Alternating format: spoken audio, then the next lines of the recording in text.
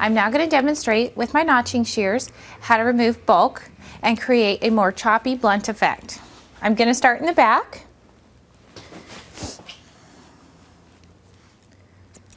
And work my way up.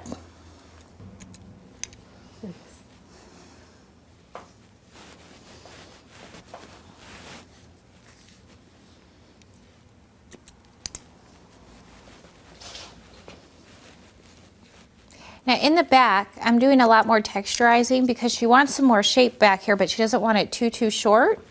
And this helps contribute to the shaping.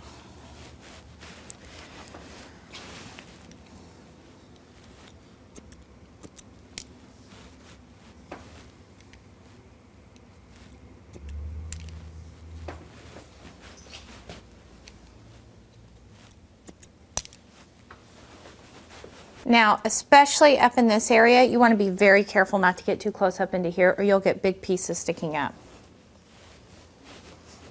And if you wanted more texture up there, you could do that with your scissors, which we'll be covering next.